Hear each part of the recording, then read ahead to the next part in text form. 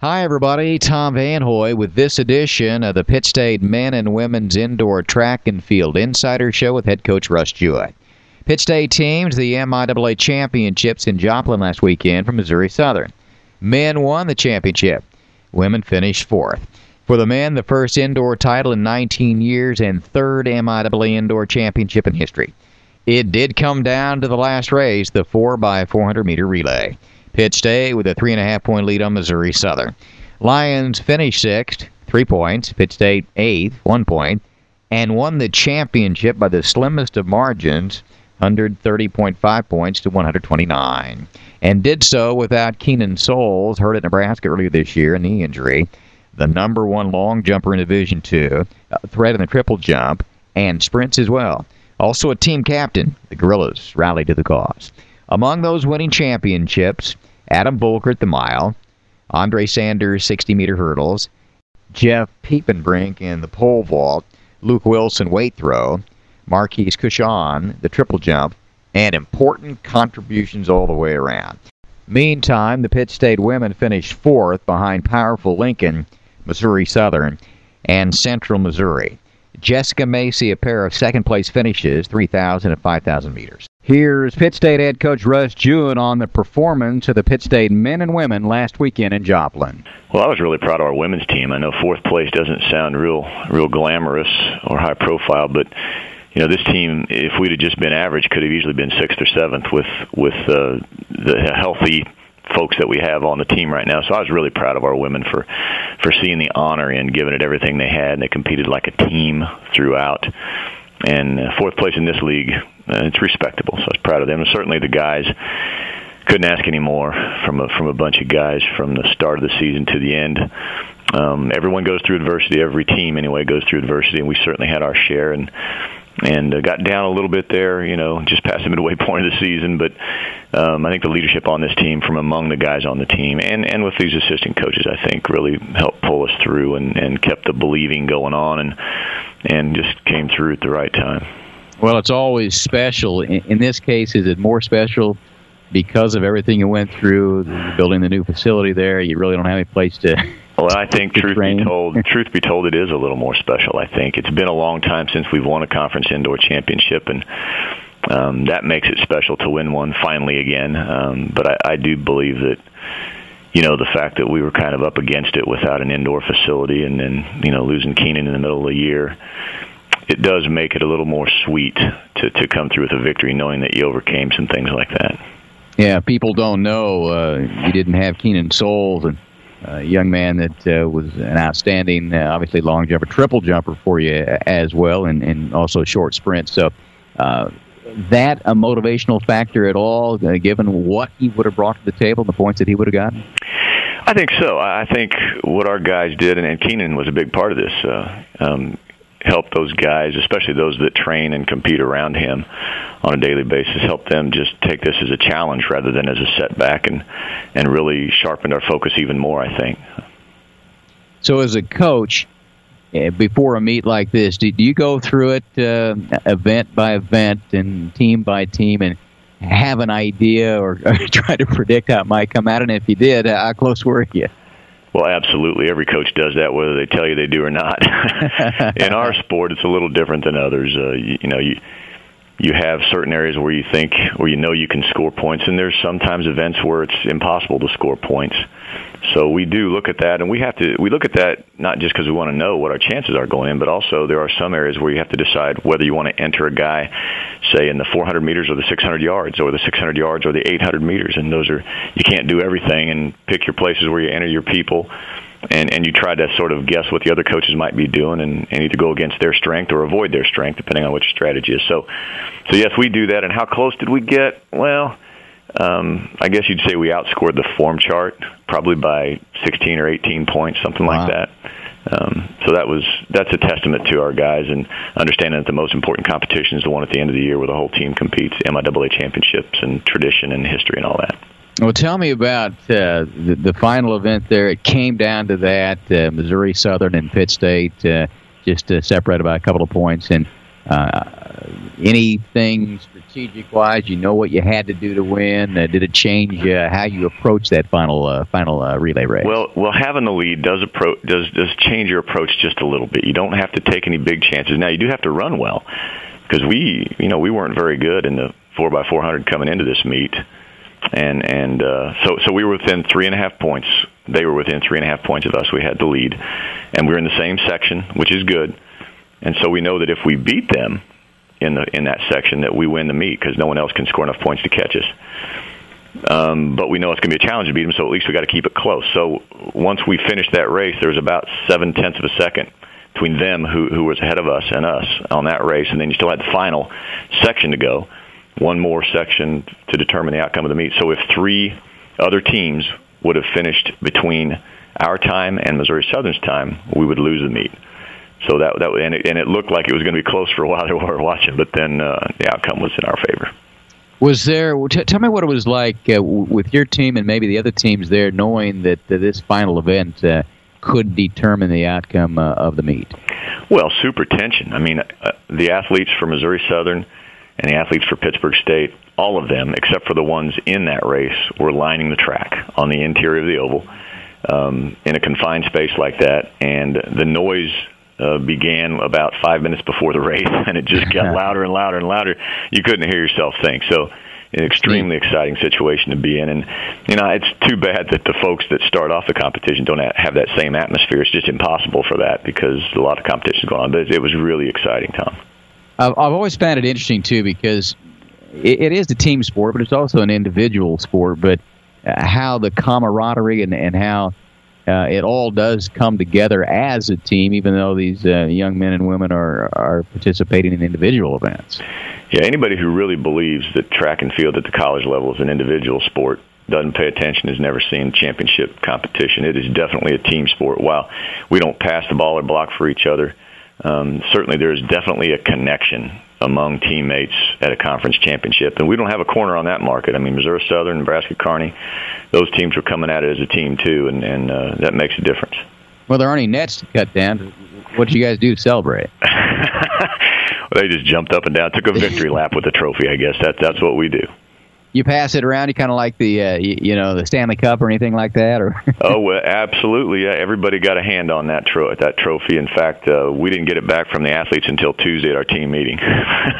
Is that right? Yep. So, I mean, you've won so many of them over the years. I mean, we talked about the success, and I know this is only the third one indoor, but you had a couple of them outdoor as well. And I know several years ago, developed an area for all of that. Is that a pretty cool thing right now to be able to put that in there as well?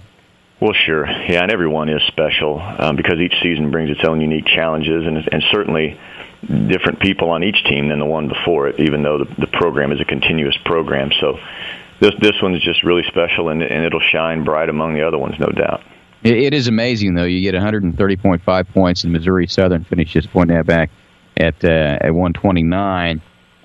So it is one of those situations where every point did count, and even somebody who got 1 point for you in this one was a factor in the outcome. That is the cool thing. It's kind of cliche when we coaches in our sport especially talk about it could come down to 1 point to make the difference. It could come down to the 4x400, which is always the last event, and in this case it did. And you can go back to any event where we scored points, or maybe even where we didn't, and that could have made the difference. If you hadn't scored that point, especially where there was a Missouri Southern athlete right behind us, if that would have been switched around just one place, that's a 2-point swing, and that's the difference.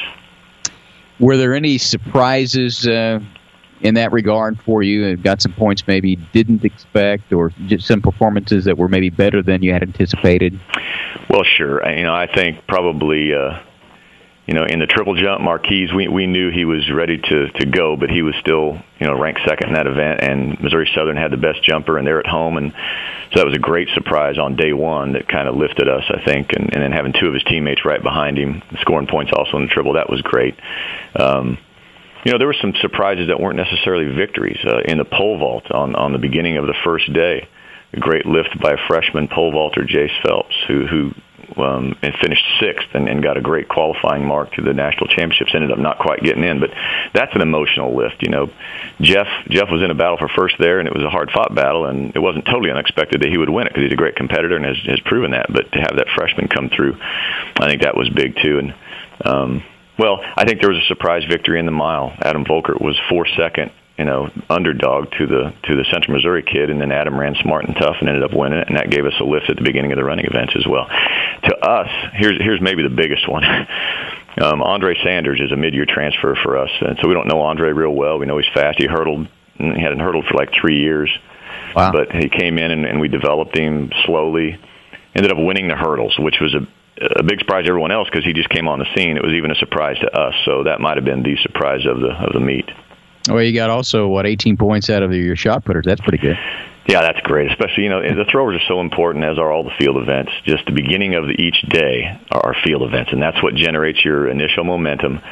And the throwers have a lot of enthusiasm. And so, having Bo take second. Cody was fourth. I think Luke was seventh. So all three of those guys scored big points for the team, and that was really important. And, there are two other teams really battling, at least by the time we got to Sunday, for this team championship. Nebraska Kearney was one of them, and they had, three throwers in the shot put as well, so it was back and forth. Well, it wasn't a bad meet for Jeff Piepenbrink, was it? Yeah, Jeff came up big. Got second in the heptathlon with a personal best. And then, wins the pole vault. He was struggling a little bit in his warm-up in the pole vault just because of the fatigue from the previous 2 days. But he, he bowed up and manned up, and I think, did a great job of coming through when it really counted under tough circumstances. He's also the national track and field athlete of the week, which is pretty cool too. He was. I think there may be other weeks he would have deserved it too, but there are some great throwers at other schools that kind of beat him out during those weeks. But I was happy to see him finally get recognized for his accomplishments, and really no better weekend to do it than on championship weekend. Well, that's got to be a great feeling to put in the kind of effort that you did, and given all the circumstances, and to be able to come out of there with the win. Have you been able to? You got a lot of things on your plate, a lot of hats you wear. You ever take a moment there at night and go, man, that's pretty neat? Oh, I did that night after the championship, just reflect back, but then it's, you're right. You don't take too much time to pat yourself on the back, and had we lost, we wouldn't take too much time to sort of feel sorry for ourselves either, but because you move on. We've got the indoor championship and outdoor track right around the corner, but in reflection, it was special. We spent a lot of time on the men because they did win, and we touched on the women at the outset. They finished fourth, and you were proud of your athletes for that. I did want to ask you about Jessica Macy because she's had a great year for you and finished second in the 3,000 and second in the 5,000. How difficult is it to run both of those races? you talked about fatigue a moment ago. How difficult is it to be able to do that and be as successful as she was for you? Well, it is difficult on a flat track, 200-meter track, a lot of turns, a lot of mileage on tight turns, and some tough competition. Jess was disappointed she didn't win both those races because she has run faster times, but with her racing style, she doesn't have as great a skill of kicking off of a good pace. And the Missouri Southern girl, credit to her, she's very talented and a great competitor, just kind of sat on Jess the whole way. But Jess did a great job in, getting herself away from the other runners and at least hanging on for second place in those. But that is a tough double, over 3 miles on the first day and then less than 24 hours later running about 2 miles on the next day, an indoor track with great competition. So I'm proud of Jess. Okay, you've got 9 athletes that have qualified for the Nationals in Winston-Salem, and 5 of them inside and 4 on the women's side. Is that a good number? What you expected, maybe?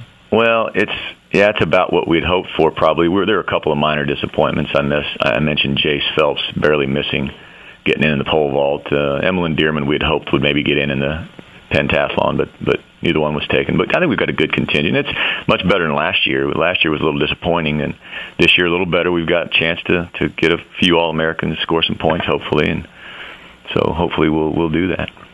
And also, a lot of these athletes for you are going to be back next year, aren't they?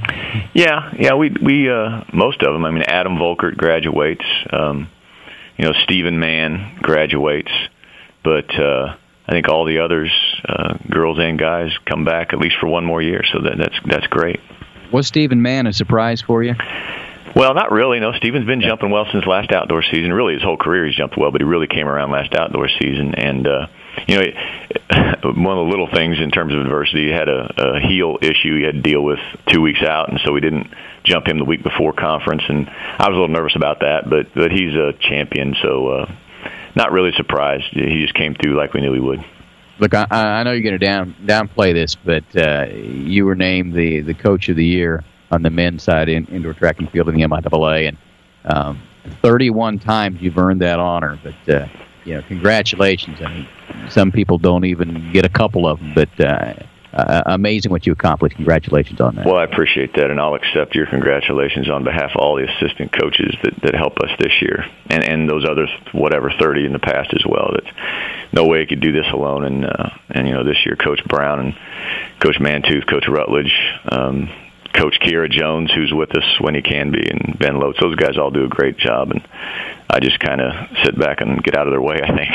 Well, how has it changed from you? Because, I mean, you and I go back a long time, and there was a time when you didn't have a whole lot of help, and now you do. Is it from your standpoint as a head coach, has it been difficult to delegate authority sometimes? It was, especially some years ago when we started transitioning into that kind of a model, if you will, where you have more assistants or assistant coach, period.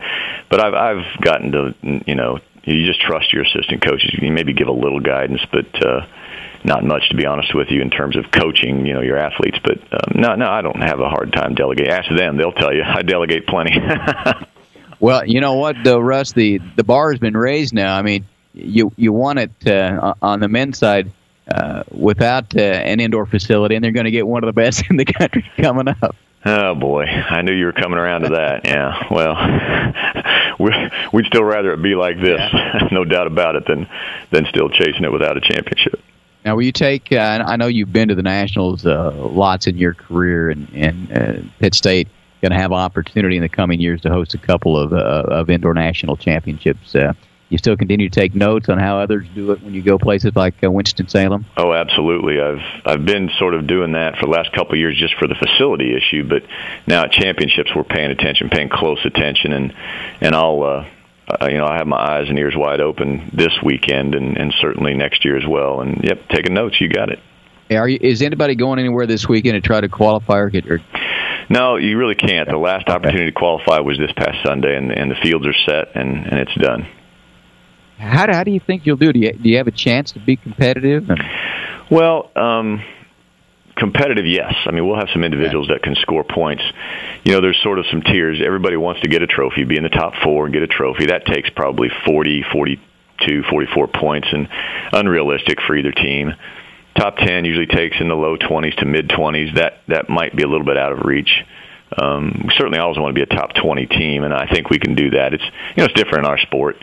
In some sports, like in basketball is a good example. You get into the tournament, and if you get on a roll at the right time, heck, you can go really deep. It doesn't really work that way with us.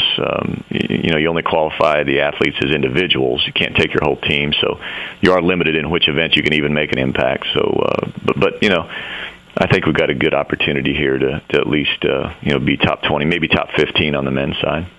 That's Pitt State head coach Russ Jewett on this edition of the Pitt State Indoor Track and Field Insider Show. And again, congratulations, Coach Jewett, on winning the MIAA Men's Indoor Track and Field Coach of the Year Award. An incredible 31st time in his career, he's been named Conference Coach of the Year for Indoor and Outdoor Track and Field. The Division II National Championships in Winston-Salem, North Carolina, beginning March 14. Pitt State to host these championships in 2016 and 2018 from the new Indoor Event Center. The official groundbreaking ceremony was last week, and the outdoor season even begins later this month, March 28th at home with the Wendy's PSU Invitational. It's coming up. I'm Tom Van Hoy.